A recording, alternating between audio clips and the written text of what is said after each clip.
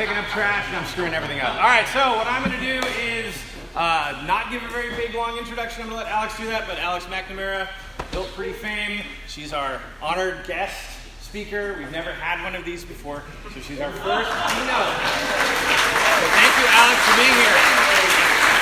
I will leave you to it. Thank you so much for having me.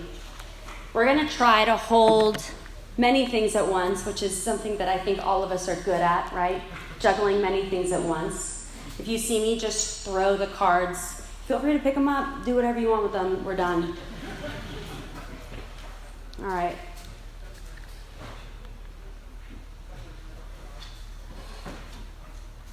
The most dangerous place that I've ever worked was the safest place I ever felt. We worked out of an old 65,000 square foot textile mill in western Massachusetts that predates the Civil War. The old factory served as a scene shop, a paint shop, for a summer stock called Williamstown Theater Festival. All the sets were fabricated, assembled, and painted before being shipped 3 miles down the road and put onto the stage. But do not get me fooled, this was not a community theater. Productions were built with Broadway in mind.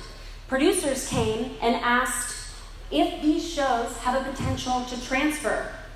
And a lot of them did. In the Heights with Lin-Manuel Miranda, Elephant Man with Bradley Cooper, Lempicka with Rachel Chavkin.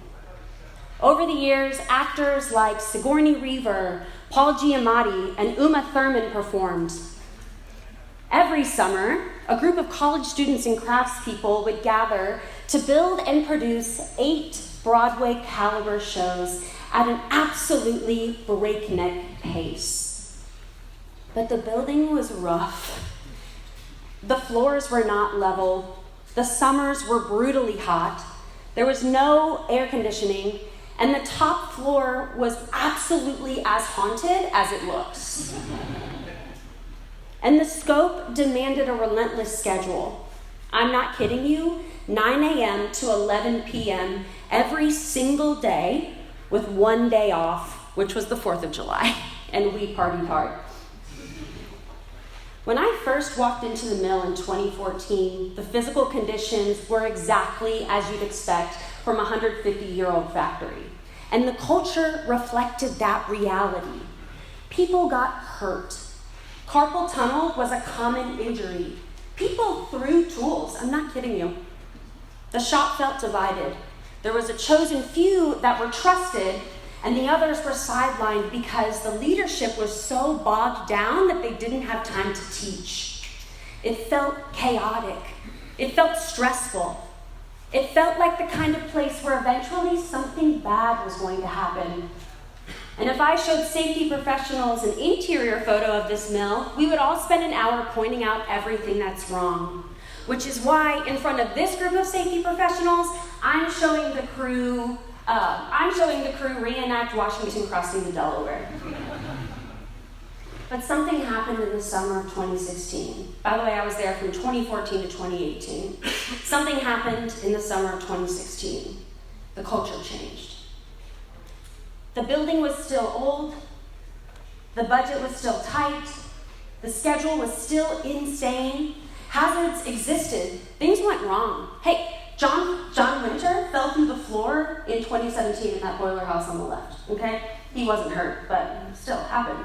People got injured. That's reality. Safety is not about eliminating hazards. Safety is about managing risk. And yet somehow, despite all of that, the mill was the safest place I've ever worked. The people were trusted. We were allowed to ask questions. We were allowed to admit mistakes and look out for each other. It was a place where people felt cared for. And that experience completely changed the way I think about safety. In our time together, I'm going to change how you think about safety too. I'm going to prove to you that rules alone do not keep you safe. Culture does. And I'm going to use the mill as an example. Why? Because I didn't read about it, I lived it. I watched the culture change from the inside, and I have photos and stories and accounts to prove it. And number two, it shouldn't have worked. We had almost none of the resources that one thinks they need to build a strong safety culture, and yet somehow we did. So if we can, maybe you can too. This convinced me, above all else, that safety's not built with budgets and policies. Instead, it's built by these 5 pillars: leadership, communication, training, reporting, and continuous improvement. This is not some story about an old textile mill in Western Massachusetts. The principles that transformed this environment can apply to a high school scene shop, a university wood shop, a manufacturing facility, or anywhere where people are learning and building together. We're going to examine these principles, and most importantly, we're going to explain what you can do to strengthen the safety culture at your organization. At this point, you might be wondering, what is some influencer going to teach me, a safety professional, about being a safety professional? And who is that guy that looks just like her taking photos in the back? Well, that guy's my brother Thomas, and he's the cutest assistant, my favorite brother today. Thanks, Thomas. He lives in LA and he drove up to help me out today. And my name is Alex. Oh, boom. My name is Alex. I'm a carpenter, I'm a fabricator, I'm a welder, I'm a project manager, and I've spent the last 20 years building. I know, I look great for my age. I have my master's at the Yale School of Drama for technical design and production, so please do not hold that against me. I've worked in theaters, construction sites, universities, music festivals all over the world. I've managed crews, built Broadway shows, I've overseen large-scale products, and I've spent countless hours in shops trying to get the work done. And I still work in construction, even though my nails are long, which means I'm drinking a Celsius like it's water. I've been blessed with some pretty cool opportunities. I built the very first Hamilton set before it was on Broadway. I have worked as an associate technical director at Juilliard and Lincoln Center, engineering and managing the operas there. And I have worked at Soundstorm, which is a music festival in Saudi Arabia, with over 700,000 patrons over 3 days. And that was a drone Falcon that flew. It was crazy. We'll get back to that photo later. And a year ago, I started sharing my knowledge on social media through a platform that I call Built Pretty, with one idea. If people can understand why something works, they'd be more likely to do it. My mission was to help people see the built world differently by making complex projects and topics approachable. And today, millions of people learn about tools, construction, and engineering history through Built Pretty. And the more I taught, there was this one pattern that I cannot ignore. The biggest safety problems are not made by people who don't care. They're made by people who don't understand, because hidden ignorance equals hidden risk. And that's what led me here. All thanks to Eric. Thanks, Eric. Thanks for this. I'm having so much fun. Are y'all having fun? I'm also a little nervous. This is this conference's first keynote. This is my first time doing a keynote. You know, we act as if here. Thank you.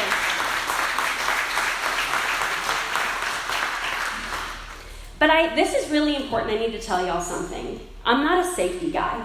Okay, I have my OSHA 30 card, sure, but I'm not a safety guy. Y'all have careers that are dedicated to health and safety, regulations, standards, compliance requirements. My career path is a little different. I've been the person carrying the lumber, running the saw, climbing the A-frame, working under deadlines, but I've also been the manager, writing the safety protocols, developing procedures, training crews. What I'm trying to say to you is I've lived from both sides. I've been responsible for creating the systems, and I've been responsible for living inside the systems, some of them that I created. asking myself, why did I create it that way? What I share today comes from that perspective and a whole lot of research. Because after all these places, all these different environments, all these varied roles, I kept noticing that the safest places are not the ones with the fewest hazards. And the most dangerous environments, some of them are obsessed with safety paperwork. And that contradiction fascinates me. All these different places, all the details may have changed, but the underlying lesson is the same. And the clearest example comes from a story from Saudi Arabia. We had this problem with these truck drivers, and they would drive onto site, going through security, and they would start unloading all of their stuff, and we'd look down, and 9 times out of 10, they wear sandals. And, to any Westerner, to this whole room, that's pretty unacceptable. I lost my place. I got excited, and I lost my place. I found it. Our instinct is to require steelies, right? Because that's what our safety standards require. But we all quickly learned that it's not that simple. It never is. For many, these guys don't own boots, let alone steel toes. And steel toes are not really available in Saudi Arabia. Some are at the bodega. By the way, they do not call it a bodega in Saudi Arabia. But they're horrible quality, and they give them blisters and foot problems. And then they start wearing them differently because they're not very comfortable. Now, the requirement became less of a safety measure and actually a barrier to employment. So did we rescind the boot policy? Absolutely not. Because then everyone would be in sandals. But we had a new perspective. We saw the drivers with more empathy and humanity than before. So this experience, it taught me something that I still carry with me today. Safety is not about imposing your own culture. You have to understand the culture you're in and find solutions that people actually and consistently follow. If safety were just a matter of rules, every organization with a manual would be equally safe, and we all know that that's not true. Today, I'd like to explore why. And I'd like to start at the first place that I began to understand what a great safety culture actually looks like, a place called the Mill. This room is trying to tell us something. The windows are painted over and they're broken. The floor is dirty. There's dust in the air because the dust collection system was weak. And if you look, you see plywood covering the window on the left. Well, behind the plywood, there were dead animals, and they smelled when the light hit that window right about this time.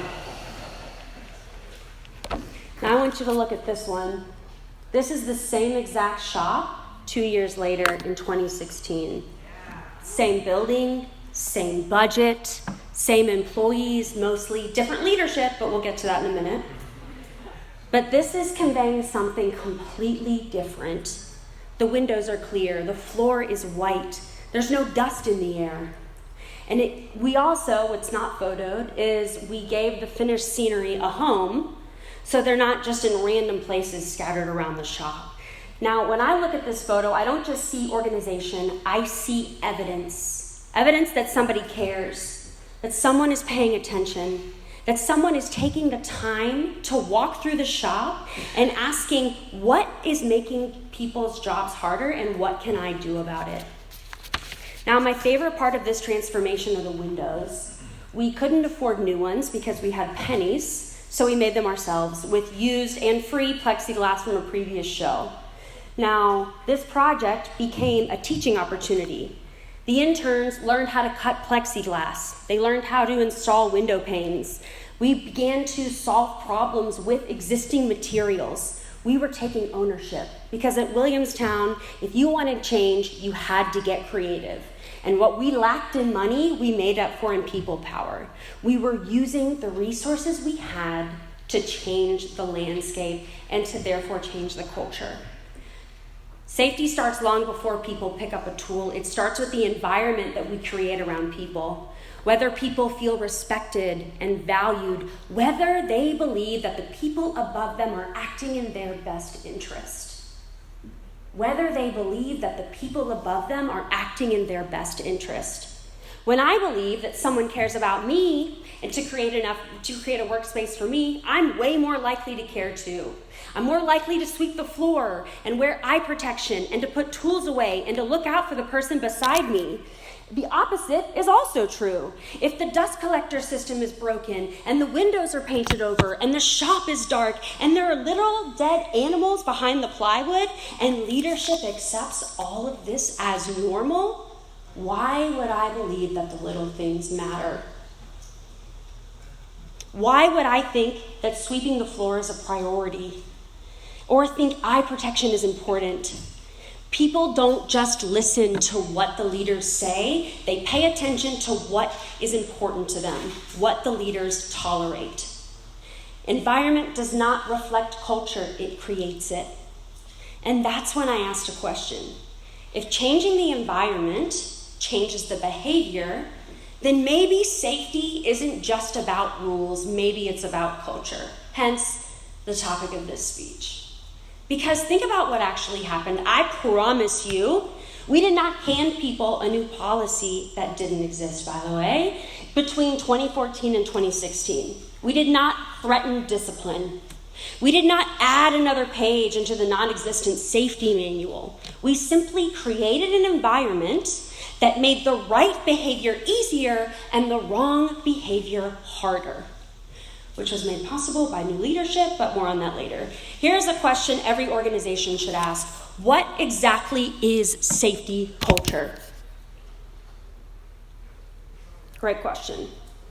Most people define safety culture as the shared beliefs and values surrounding safety, or the way we do things around here. It's hard to calculate, it's easy to spot. Is the environment set up for me to easily wear my safety glasses for this 30-second task? And that could be anything. That could be putting brooms in different places so people don't trip and fall. Does the environment encourage me to speak up when something's not right? Do I feel comfortable stopping a job when something feels unsafe, even when I know it's going to mess up the schedule? When people are left to their own judgment, is the environment built to protect them? I think it's really important to say this. We think that safety lives in these big moments, in the annual training, in the OSHA inspection. Check the box so we can go get the real work done, right? But safety is really built in these small decisions we make in between those big moments. At least to me it is. It happens in a split second because somebody makes a decision. And what I want to know is what influenced that decision. You're not always going to be there to enforce compliance. Thank goodness, honestly. Compliance can make someone follow a rule, but culture determines whether they want to. And there's a lot of research that supports this. Daniel Pink spent years studying what motivates people. Basically, rewards and punishments are great for simple, repetitive tasks. I mow your lawn, you pay me $20. Can you tell I do not own a lawn? But once people require even like a little bit of thinking, judgment, or problem solving, those same external motivators become far less effective. And often, people are even less motivated than if they were offered the money in the first place. Instead, people perform at their best when 3 factors are in place: autonomy, mastery, and purpose. Basically, people need freedom to use good judgment. They need an opportunity to become really good at it, and they need a reason that makes the work matter. Think about safe work for a moment. If it were mindless and repetitive, we would not have a safety conference over it.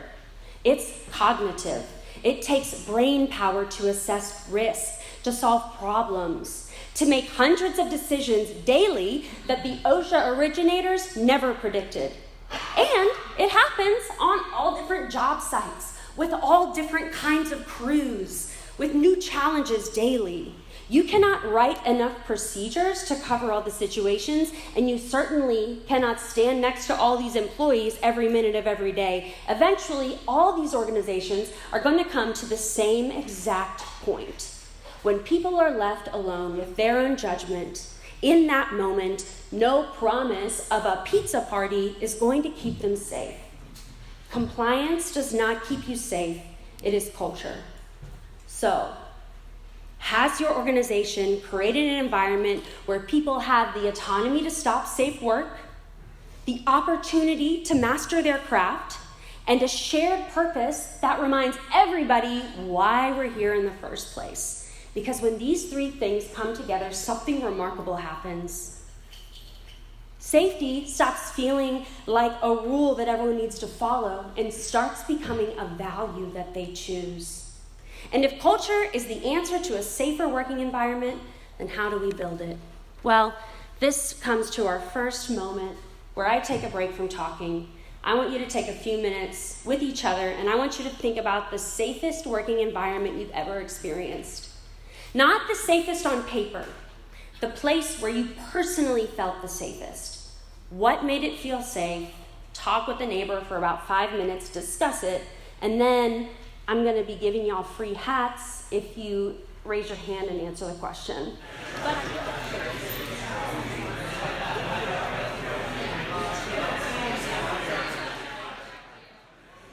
The safest working environment that you've ever experienced. What made it feel safe? Does anyone want to start us off? Yes, you gentlemen in the back. Wait, yeah, we've got a microphone coming. Unless you want I don't need a microphone. That's right, that's my kind of guy. So the facility that I manage, it's the safest place I've ever worked. I think the reason why is because we have a pretty good buy-in by the students that work there. They're invested in the facility. They want to keep it going the way it is now. We don't want more restrictions, which is the things that happen when students don't buy in, is the administration steps in and says, well, you can't handle yourself, so we're going to make your restrictions for you. So they've bought in, they've made safety part of the culture. I love that. What's your name, sir? Tom. Tom? That's a great name. Hat that man, Thomas. Buy in. Yes, sir. What's your name? Joe. Joe, would you like a microphone, Joe? Thomas, no, you don't get it. I worked at a steel processing plant before I was at Northwestern. Even though I was saying to our group, I think even though we had about 20 ocean recordables in a year, that seemed the safest environment because we had a safety committee of 10 or 15 people that were committed to keeping everyone safe. And what was huge is there was an organized workforce, and the head of the safety committee was a union guy, and he kicked another one off the safety committee because he said, you're not committed to this. And so it's just that drive of these 10 to 15 people trying to keep everybody safe. And that was a huge job. Well, you'll see in this presentation, more reports doesn't necessarily mean less safe environment, right? I mean, sometimes it means more safe, right? Because people are more willing and feel more safe to actually speak up. Thank you so much. Thomas, hat that sweet man. Yes. Hi, everyone. Hi, what's your name? I'm Bella from Stanford. Bella, nice to meet you. Nice to meet you. Safest place I've worked, I was a grad, shop tech at the product realization lab. It's the main shop space on campus. And I think the reason it felt safe was because it was very clear you could ask questions when you didn't know. And I think when we come in, they have a 2-week training ahead of the school year, but they explain it's not going to cover everything. You're going to come into something that you don't totally know the scope of. So don't be afraid to admit that you don't know. And I think that made it really clear that, okay, let me put our brains together, me and the other shop techs, let's figure out how to do this safe. Yes, 100%. You don't have to come in like you know everything. You can come in not knowing, and honestly, that's even better sometimes, right? You're trainable, you're teachable. Yes, sir, in the back. Hi, I'm Ruben. Hi, Ruben. The safest I ever felt was when I was in 4th grade. I was too young to know any better. But I could see all the adults keeping an eye on me and the people who were with me at this community theater near my house. I could see that they were making sure we weren't doing anything too stupid because we didn't know what we were doing. But I have no idea at the time, like, were we wearing a safety mask or anything like that. They were making sure we were. Yes, so you felt protected, and that's why you felt safe. I love that. Anyone from this side? Yes, yes. Hi, what's your name? Tatiana. Hey, I'm Alex. Nice to meet you. I'm in Cleveland at Keynote Reserve. Amazing. The safest place that I've ever felt that I've worked in, it had nothing to do with our safety protocols or our experience. It was about the culture of the space being inclusive and non-punitive when mistakes were made. So if you did something wrong, it's okay to figure out how we can normalize as doing the right thing next time. If you don't know what's happening, like you were saying earlier, I forgot your name on Bella. Yes. Yes, awesome. Asking questions and making it an open and comfortable space to ask those questions so that we can move forward and get the answers together. And making sure that people who don't look like they belong in that space feel just as comfortable as people who have had a history and a comfortability of being in that space. So safety to me feels like inclusion and prioritizing how we get the people who aren't going to make the safe decisions to make the safe decisions because it's not a part of their daily practice. I love that answer. Thank you so much. That was perfect. All right, maybe one more. Any from her here? Hi. Tell me your name. I'm Linda. Linda, nice to meet you. Nice to meet you. In our conversation, I remembered working at Glass Yes. Theater, and Room for Failure, I think, was big. And I remember that we reported incidents if they happened, but we also reported near misses. That was good because I felt like the company was looking at where they could improve before something bigger happened. 100%. Reporting near miss is so important, especially because continuous improvement is an action step, right? It's how we improve. That's amazing. Okay, so what I didn't hear from anyone is we had really good signage, right? I didn't hear the formatting was incredible on our incident reporting form, and this is coming from a self-professed Excel girly, you know? People describe relationships. People describe feelings. When I think about the safest place I've ever felt, I'm not thinking about guardrails or PPE brands. I think about trust. I think about leaders who told me the truth and coworkers who looked out for me, and an environment where I could admit that I didn't know everything and I did not get shamed for it, where I could speak up without worrying that I'd be ignored or embarrassed or punished, which is really nice. So let's just recap before we go on. So compliance is what people do because they have to. Culture is what people do because they believe it's the right thing. Rules matter, yeah, but they're not enough.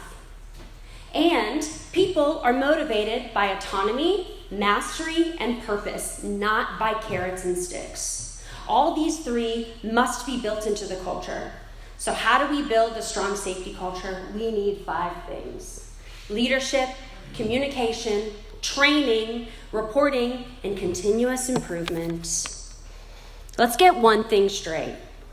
Leadership is the foundation that everything rests on. The mill changed drastically in 2016 because we had new leaders committed to creating a strong culture. Why is leadership so important? Let's go back to the 2014 photo. Now you can't really see it, but this is my example and I couldn't find any other photos. So the floor in here is really dirty. Again, you can't really see it because it's a really bright room, beautiful room, but just believe me on here. Most people would look at this dirty floor in the mill and they would think, we need to do a better job at sweeping. We need to write another email. We need to remind everybody to clean up. Maybe we should discipline people for poor housekeeping. But the dirty floor is not the problem. It is evidence to the problem. The real problem, as we all know, was that the dust collection system was bad and the windows were broken and there was poor lighting and the materials didn't have a home and that the layout was set up to make people's jobs harder than they needed, or the environment was working against them. We fixed these things in 2016, and wow, the floor got cleaner. Not because we swept more, but because we made it easier for people to clean. Organizations do the same thing with safety. They look at people not wearing safety glasses, or they see someone taking a shortcut, or somebody forgetting to report a near miss, and they immediately jump to, we need more training, more coaching, more observations, more forms, more emails. Get out of here with that, I can't do it. They're trying to clean the floor, but they're never asking why the floor gets dirty. James DeJoy is a lead researcher in organizational safety culture, and he makes a really important distinction between changing behavior and changing culture, because they're not the same. Behavior starts from the ground up. It's helping people make better decisions daily. Culture starts from the top down. It's changing the environment these decisions are made in, and leaders control the environment. They decide what gets funded. They remove barriers. They figure out and set the tone for what gets paid attention to and what gets ignored. And all of these things happens long before a worker ever makes a daily decision. Don't get me wrong, frontline workers absolutely influence safety.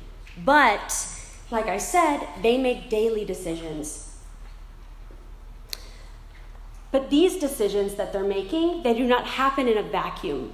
They happen inside of the environment that leadership creates, which is why leadership is the bedrock to a strong safety culture. All others depend on leadership, right? You could have excellent training, but if leadership doesn't support the employee who notices the unsafe work and stops it, your training is going to lose credibility. You could have a great reporting system, but if leaders punish people for speaking up, no one's going to use it. You could have outstanding communication, but if leaders are not honest and transparent, people are not going to believe what they're saying. And you could talk about control, you could talk about continuous improvement, all that you want. But if you're not willing to learn from mistakes, the improvement's never going to happen. The dirty floor is not the problem. It's only pointing us to the problem. And safety works the same. Behavior is a symptom. If we want change, we have to stop asking ourselves, how do we get our employees to follow the rules? And start asking, what kind of environment are we asking them to work in? So, leadership creates a strong safety culture. We've all worked for different kinds of leaders. The screamer, the micromanager, the boss that's great at production but terrible with people. And all of these create a specific culture whether they are aware of them or not. But if leaders shape the culture, is there a leadership style proven to build is there a leadership style that's proven to build safer organizations? As a matter of fact, there is. Over the last several decades, researchers have studied leadership across healthcare and manufacturing and construction and aviation, mining, and other high-risk injuries. And despite the different work environments, one thing stays the same. The leaders who consistently build the strongest safety cultures practice what researchers call transformational leadership. Now, there are 3 things I love about transformational leadership. Number 1, you don't need a perfect personality. It is not something that you are born with. You don't need charisma, even though charisma is nice. You don't need it. These are all learnable behaviors, is what I'm saying. Every single person in this room can become a better transformational leader. Number 2, it works. There's no guessing. The research shows that transformational leaders, they build stronger trust, they have better communication, there's more reporting, there's greater employee engagement, and there are fewer injuries, making people safer, right? Stronger organizations, and there's more money that's being saved, which is really great. And number 3, every great leader I've worked for has the 4 values that I'm about to tell you about. They probably had no idea what they're called, but they all share these 4 qualities, which are the foundations of the culture they build. Number 1 is idealized influence. Pretty much, people follow what you do. We've all heard lead by example. There's a reason why. It's how leaders shape culture. People look at leaders constantly, and if their leaders are wearing PPE, their employees are going to notice. If they stop work because something doesn't feel right, their employees learn that that is acceptable. If they admit mistakes, their employees are willing to admit theirs. Or, on the other hand, if they cut corners or rush procedures or ignore hazards, they're teaching their employees that these behaviors are acceptable. Employees are always going to ask, research shows, what does my boss value and how do I make them proud of me? They're not looking at what the handbook says, right? They're asking themselves, what does my leader actually do? Culture is not taught, it is demonstrated. At the mill, we stretched every single morning at the beginning of every single shift. That's how we started it all. It was 5 minutes long, totally voluntary. Nobody checked attendance, but the leaders all showed up from the top dog to the bottom. And every morning, they stretched with us. And of course, because they did, everyone else showed up too. Looking back, yes, it was about stretching, but more so, it was about consistency. Leadership is quietly communicating their values to us. Your body matters. We expect everyone, including us, to take care of it, and we're going to take care of it together because above all else, we are a team. This is how culture spreads. Not through speeches or policies, but through repeated behavior. Number 2 is inspirational motivation. Simon Sinek has one simple phrase. It's called start with why. People don't buy what you do, they buy why you do it. Great leaders are not starting by telling people what to do. They're starting by telling people why it matters. Purpose first, action second. People don't buy what you do, they buy why you do it. Sinek continues and he says, don't hire people because they need a job. Hire people who believe what you believe. If you hire people who need a job, they'll work for your money. But if you hire people who believe what you believe, they'll work for you with their blood and their sweat and their tears. You are inviting them to join a cause rooted in the shared belief of both of you. And you may think that they're there for you, but they're not. They're there for them, right? It's true with safety too. The strong safety cultures are not built from helping people comply. They're built from helping people believe in the reason behind the rules, because when the purpose becomes personal, safe decisions stop feeling like obligations and they start feeling like values. Number 3 is intellectual stimulation. This one might be my favorite. Transformational leadership does not teach people what to think. It teaches people how to think. Encouraging questions, welcoming new ideas, expecting your employees to notice the hazards themselves because you trained them to notice them. Teaching a person how to fish, right? Challenging assumptions, speaking up when something doesn't feel right. And the best examples of this is the U.S. Army's concept of mission command. Commanders are going to communicate the mission.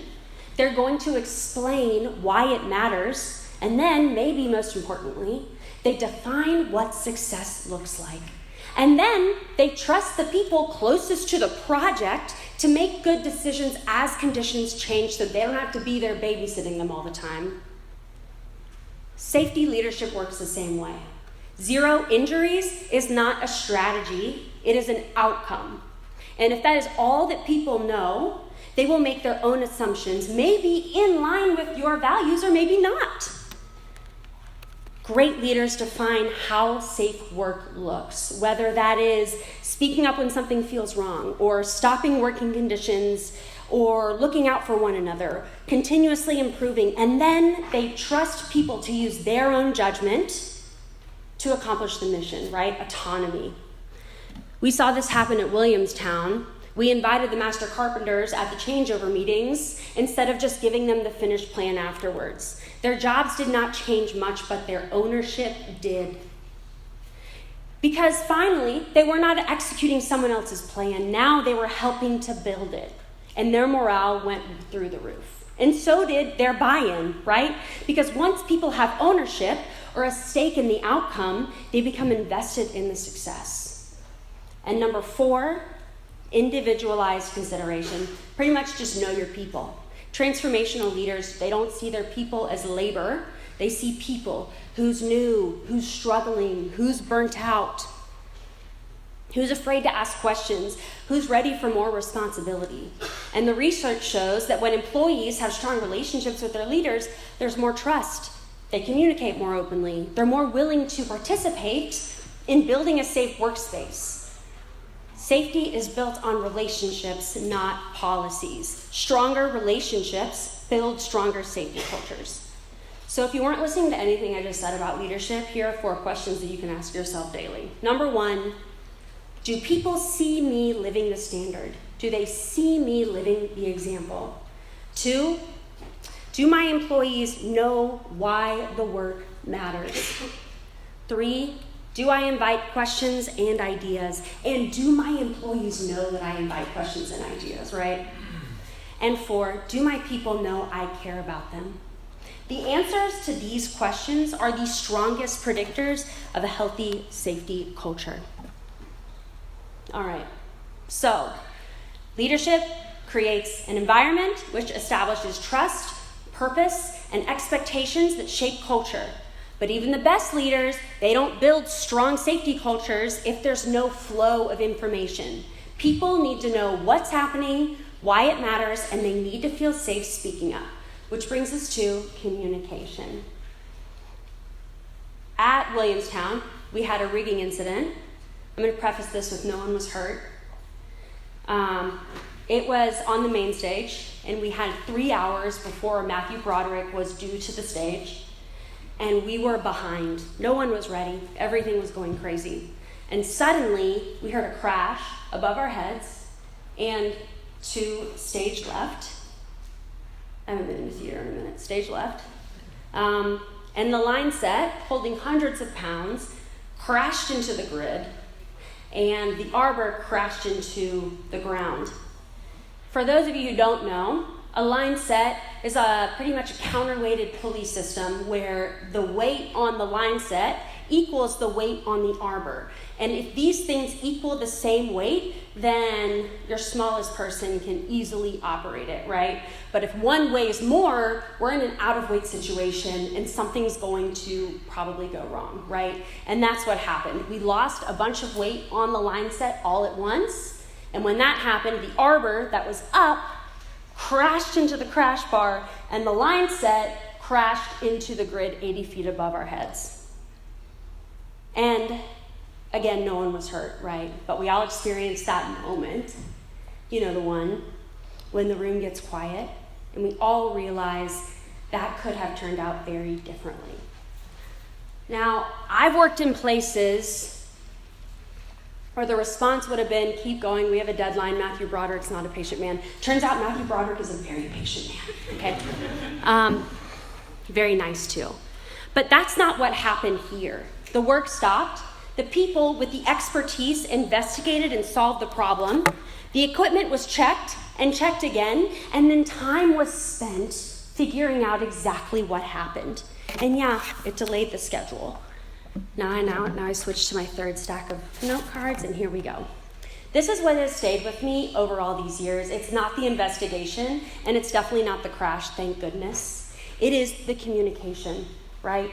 At the end of our shift, but not while we were off work, I will say this. Leadership took the time that we were actually getting paid at the end of our shift, and they explained what happened, what they knew, what they didn't know, and next steps that they were going to take. And maybe most importantly, they acknowledged that people were shaken up.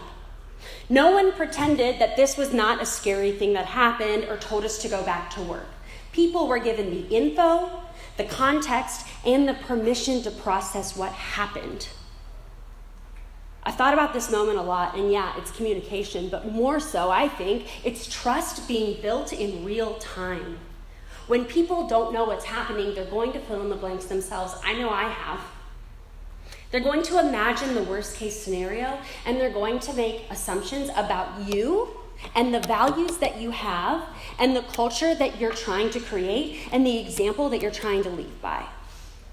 But the great thing about communication is that good communication is going to reduce all of that uncertainty. You deserve to know what's happening because I care about you. When people trust that they're going to be informed, they're way more likely to speak up. Let's just talk about transparency for a second. This was last year at Soundstorm. It's Post Malone on stage. This is the best example that I've ever had of transparency and its importance. Again, this is at Soundstorm, that 3-day music festival with 700,000 people over a 3-day period. Budget is insane, okay? Think about this and then look at like Coachella, right? Coachella has like a $20 million budget. This has like a $300 million budget. It's crazy. They don't care about, they just want people to come, right? They're not really caring about the bottom line. That's not what's important. The scenic design for this was extremely ambitious. If you can see the wings, the header, all the surround, all of that is custom steel legs, all 3D, and then it's hard wrapped. And the company that we've partnered with in the past. They were good, right? They had good references. We've worked with them in the past, but then deadlines started slipping.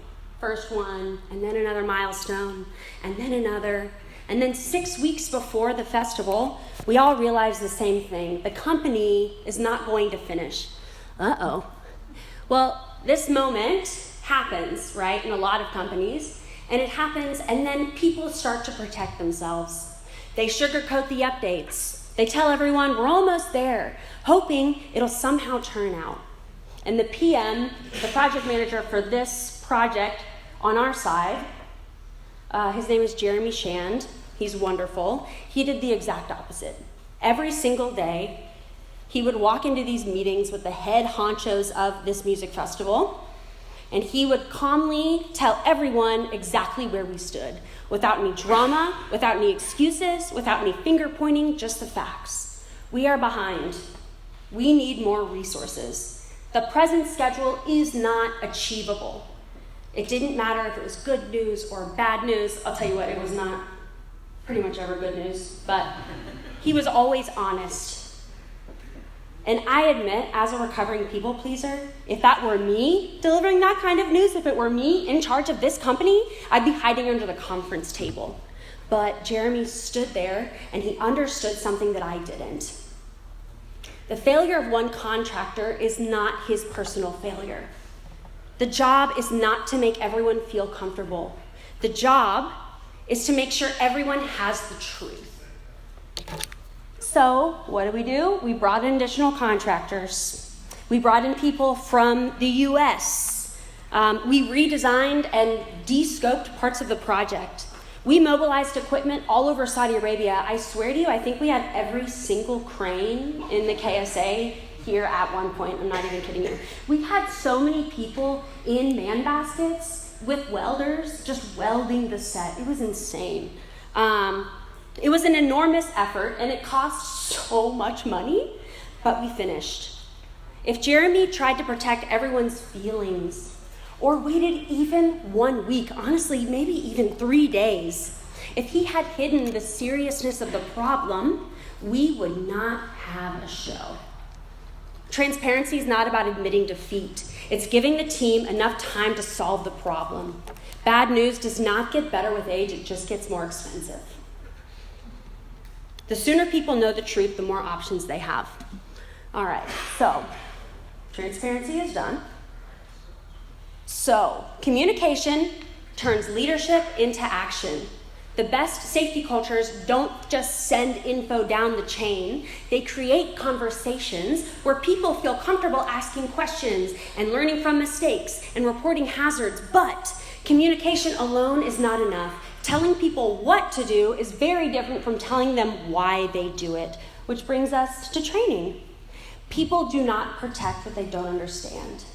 Let me just say that again after a little sip of water. People don't protect what they don't understand, and the more that I work, the more that I find that to be true. When I was younger, this is a dumb story about me. When I was younger, I got stitches down my lip because I didn't understand the rotational force of a drill. No one was trying to hide this info from me or trying to put me in danger. I just didn't know enough about the tool to predict what was about to happen. Hidden ignorance is hidden risk. No rule could have kept me safe, but if I understood the tool better, maybe I would have clamped the piece down before drilling a half-inch hole into it, right? Oops. Training does not tell people what to do. It helps people understand why they're doing it. Why does this machine behave the way it does? Why does this hazard exist? Why do we follow this procedure? What problem is this rule solving? OSHA requires handrails starting at 4 feet and up for general industry. Why? Because if I fall from 4 feet, my body is in a dangerous middle ground. I don't have enough time to regain control from that height, but there's not enough distance to rotate and land feet first, meaning I'm most likely to hit the ground on my side or my back. And at 4 feet or up, but not too much up, research says that there's a bigger risk for injury. Injury increases at 4 feet. So when I understand the reasoning behind this rule, no one has to remind me to put handrail up. I'm going to do it myself, right? And I think that this is why Built Pretty is so successful, why it resonates with so many people. I spend an unusual amount of time explaining why, not just how. Why is the screw designed the way it is? Why does lumber behave the way it does? Why do we build things the way they do? People don't want instructions, y'all. They want to understand. And when they understand, they stop memorizing and they start making better decisions. So, leadership creates trust. Trust enables communication. Communication enables learning. Learning enables safer behavior. Great. But behavior alone is not enough. Organizations improve when people share what they see, the hazards they notice, the mistakes that they make, the near misses that could have been worse. But this requires something just as important as technical knowledge. It requires people to feel safe enough to speak up. Let's talk about reporting. We need people to report near misses, hazards, mistakes, equipment issues before they turn into injuries, but people don't report when they don't feel safe. Many leaders are going to look at that low number and they're going to think, nice, we're doing a good job. But low numbers is not proof that people are working safely. Maybe it's actually proof that people are afraid to say what's really happening. Amy Edmondson found this when she was researching hospital teams. We all expect, as she probably would, that the best team would make the least mistakes. But that's not what happened. The best team was making the most mistakes. That's kind of weird.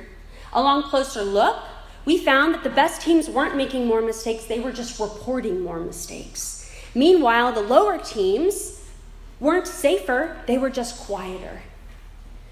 Think about it from a worker's perspective. Before somebody reports, they're going to ask different questions than we expect. They're not wondering, is this worth documenting? No. They're asking themselves, am I going to get in trouble? Will I look stupid? And more often than not, is the work going to stop if I report this? And if it does, will I be able to pay my bills? Will I be able to provide for my family? If reporting feels risky, most are going to stay quiet. There's a hazard there, you just don't know about it. I'm talking about psychological safety, and this is not some feel-good leadership buzzword, right? This is the foundation that every healthy reporting system is built on. And the healthiest safety cultures have more reports, not fewer. Not because they're less safe, but because people trust each other enough to tell the truth. Near misses become lessons. Mistakes become opportunities for growth. Every chance is a chance to fix the system before someone gets hurt. Remember, the goal is not fewer reports, the goal is fewer injuries. And that will only happen when we create a workspace where telling the truth feels safer than staying quiet. Oh my goodness, we've made it to the final pillar. Continuous improvement. The safest organizations I've worked for have one thing in common. They are curious. They don't pretend that they have all the answers.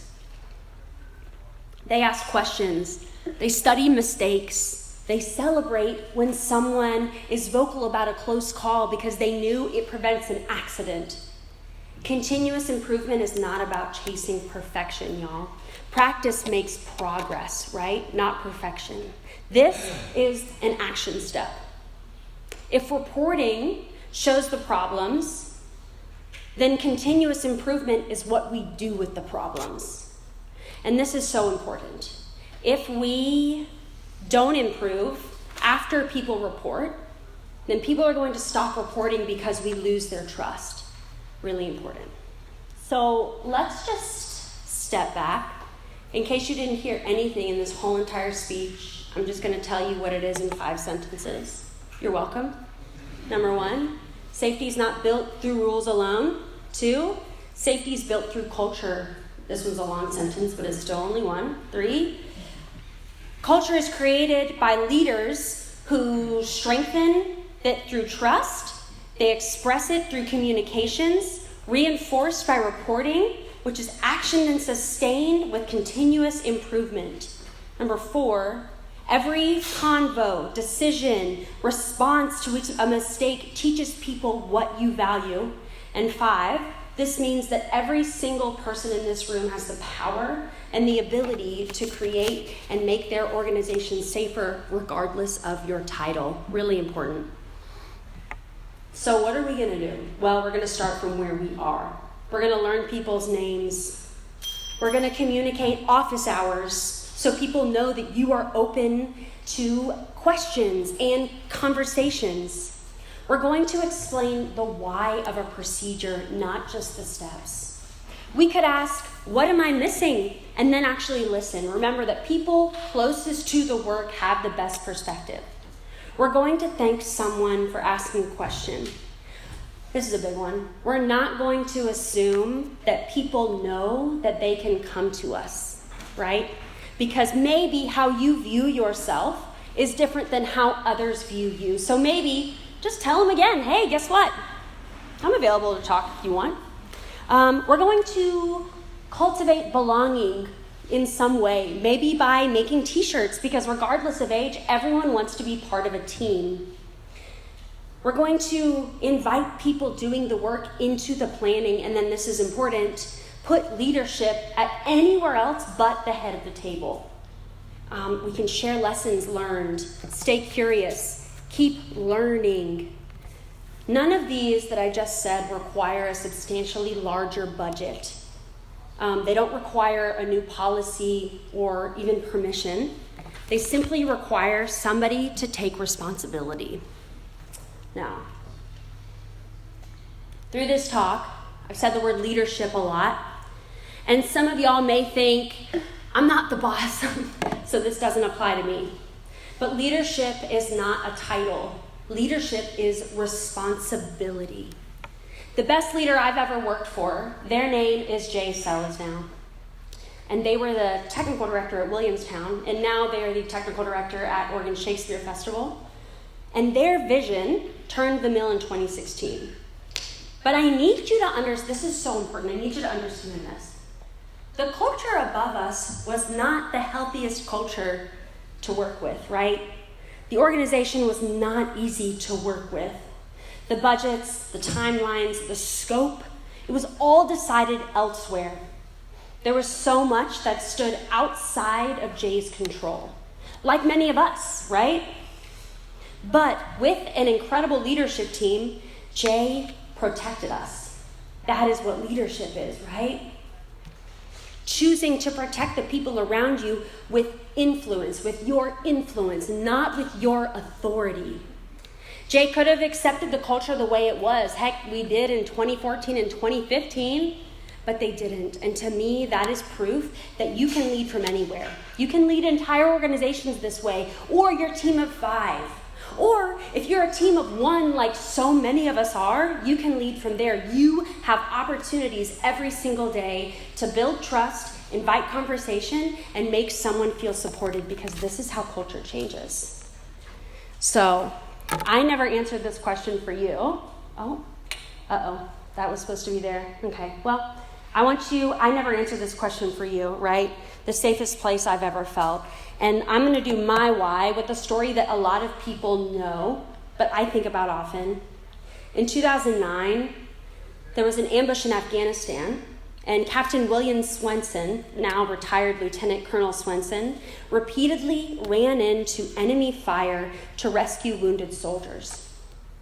And at one point, he carried a badly wounded sergeant to the evacuation helicopter, and the whole rescue happened to be caught on a medic's helmet camera. And as he reached the helicopter, he did something that had nothing to do with tactics. Captain Swenson leaned down and kissed the soldier on the forehead before turning around and running right back into enemy fire to save somebody else. Now, this kind of courage does not exist because soldiers are somehow different from the rest of us. It exists because they built an environment where every person knows, without question, that people around me would do the same for me. That is trust. That is belonging. That's leadership. And it made me realize something while preparing for this speech. That is why the mill felt so safe. Not because I believed that nothing bad would ever happen. Bad things happened a lot, right? I went to the hospital a couple times, not even once. And not because there were no hazards. There were plenty of hazards. I felt safe because I never questioned for a moment whether the people around me cared about me. I knew I was cared for. Honestly, I knew I was beloved. I knew they would stop work if I were in danger. I knew they would teach me if I didn't understand something. I knew they would tell me the truth, and I knew that I could admit a mistake. Now, I don't know what it feels like to have somebody carry me through enemy fire, thank goodness. But I do know what it feels like to work in a place and never doubt for a moment that if I needed help, someone would be there. That's the safest I ever felt. And if there's one thing I hope you take home today, it's not another policy, and it's not another checklist, and it's not even one of those pillars. It is this. When your people think about the safest place that they've ever worked, I hope they think about you. Thank you.